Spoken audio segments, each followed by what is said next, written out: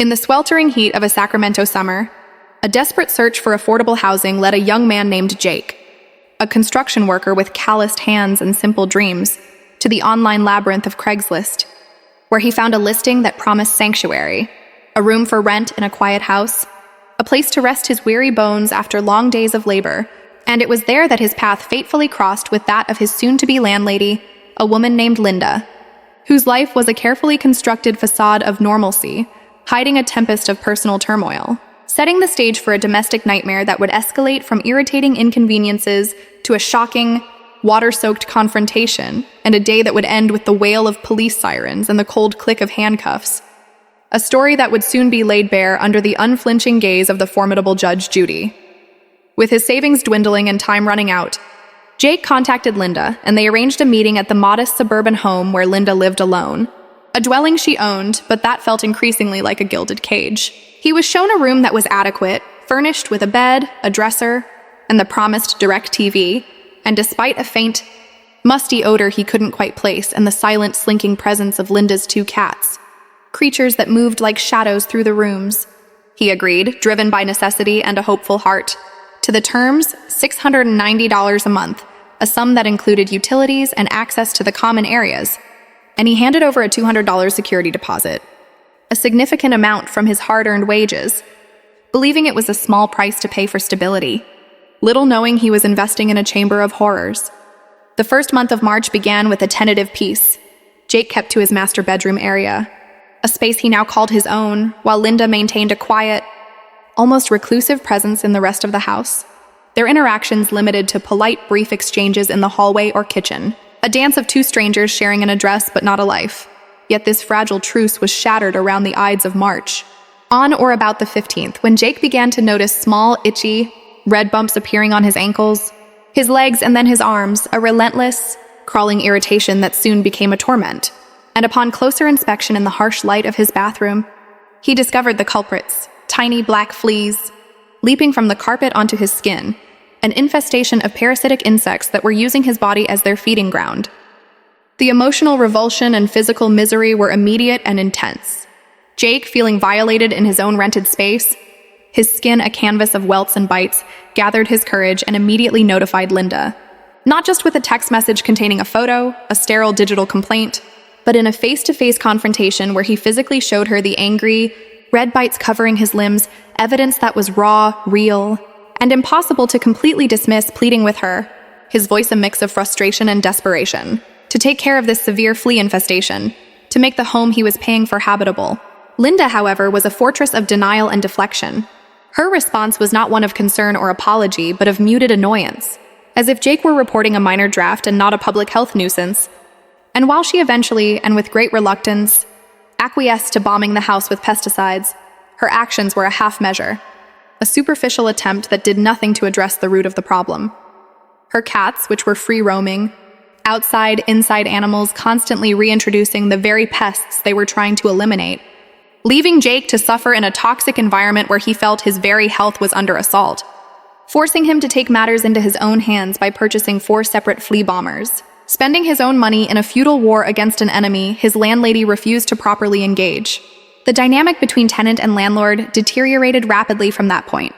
transforming from a business relationship into a cold war.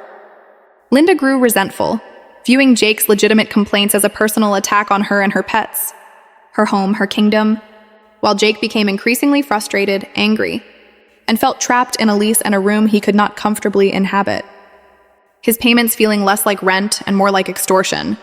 the air thick with unspoken hostility and the ever-present, itching reminder of the fleas that Linda seemed content to ignore, a powder keg of resentment waiting for a spark. That spark arrived on the fateful afternoon of June 4th, a day that would be seared into the memory of both parties. When Jake returned from his construction job, exhausted and looking forward to a shower and rest, only to be met with a sight that defied belief. Water, clear and alarming, was pouring out from under the front door of Linda's house, cascading onto the welcome mat and trickling in a steady stream into the garden, a silent flood that signaled something was terribly, terribly wrong inside. His heart hammering against his ribs, a cold dread washing over him, Jake fumbled for his key, his mind racing through possibilities, a burst pipe, a terrible accident. And when he unlocked and pushed open the door, he was met with a scene of surreal domestic disaster. The interior of the house was partially flooded,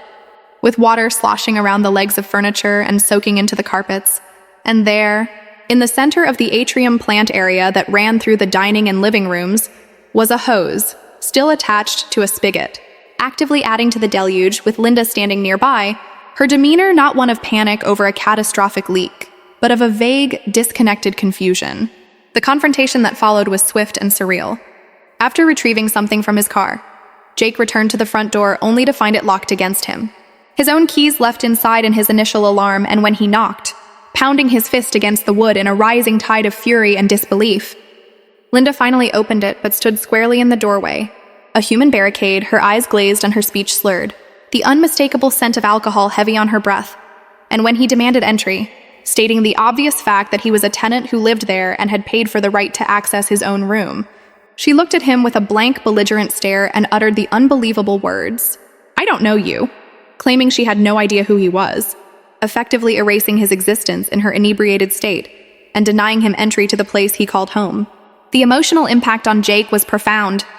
He felt a terrifying mix of violation, helplessness, and white-hot rage. This was more than a locked door. It was a fundamental breach of his most basic rights, to have his home, his sanctuary, weaponized against him by a woman who was clearly intoxicated and irrational, leading him to make the only logical choice left. He called the police, his fingers trembling as he dialed 911, reporting a trespassing and a lockout that was, in reality, the inverse of the truth, setting in motion a chain of events that would see the Sacramento Police Department arrive on the scene, assess the situation, and ultimately, after witnessing Linda's belligerent and disordered state, place her under arrest for public intoxication and impeding an officer. A humiliating spectacle that unfolded right there on the lawn of the flooded house. But the ordeal was far from over for Jake. While he waited outside for the police, a hostage to the escalating madness he could hear through the windows, the sounds of destruction coming from his master bedroom, thuds, crashes, and the shattering of glass. And when he was finally granted access by the police to retrieve his belongings under their escort, the scene that greeted him was one of vindictive chaos. His personal space had been ransacked, his privacy violently invaded, with his PS2 player pried open, its memory cards ripped out and a DVD snapped in half, his lunch thrown in the trash and a bottle of his cologne shattered, its contents deliberately spilled over a pile of his clothes. A wanton act of property destruction that was a physical manifestation of Linda's spiraling anger and a final, unforgivable violation. In the painful aftermath, Jake, following the advice of both the police and later the district attorney, gathered what salvageable belongings he could and fled the toxic environment immediately, leaving behind a broken television he claimed Linda had damaged and a few other items he deemed unsalvageable or not his, seeking refuge elsewhere and hoping to sever all ties, only to discover that Linda was not finished with him. She refused to return his $200 security deposit,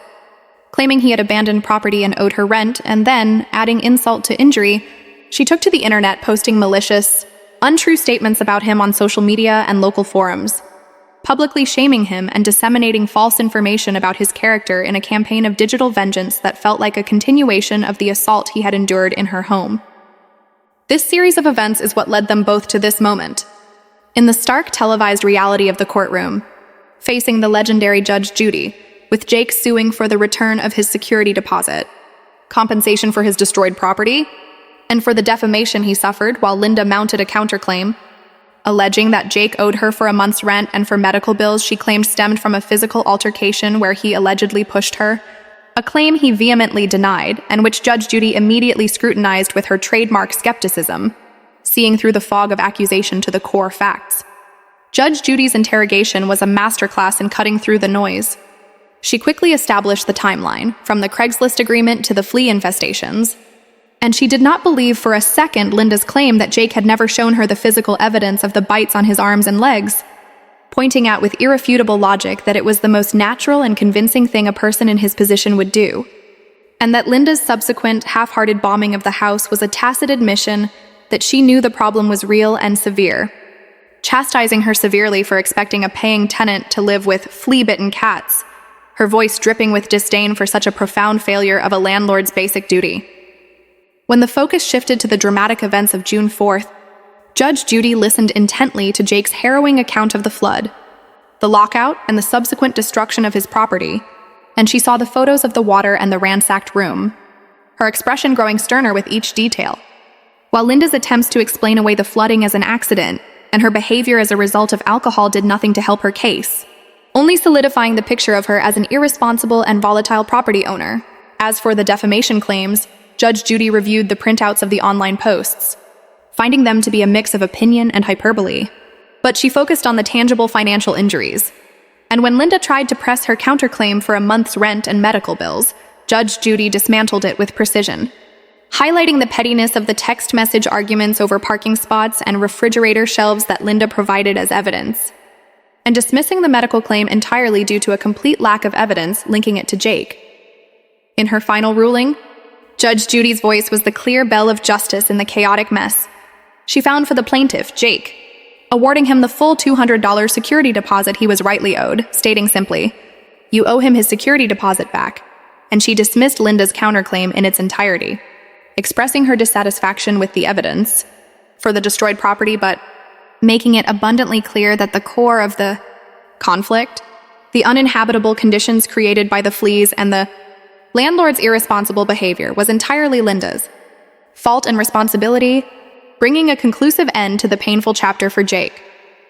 The profound lesson for every listener and viewer from this cautionary tale is twofold. For tenants, it is absolutely crucial to thoroughly document every communication, every complaint with photos and videos, and every interaction with a difficult landlord, creating an irrefutable paper trail, and to not suffer in silence when your basic right to a safe and habitable living environment is violated, but to seek help from local tenant unions or housing authorities immediately. And for landlords, the lesson is one of profound responsibility. Renting out a part of your home does not absolve you of the legal and ethical duty to provide a clean, safe, and properly maintained space. And allowing personal issues, such as substance abuse, to cloud your judgment and lead to the harassment or endangerment of a tenant is not only morally reprehensible, but will leave you legally and financially exposed, as a courtroom like Judge Judy's will always see through the excuses to the core truth of who created the toxic environment.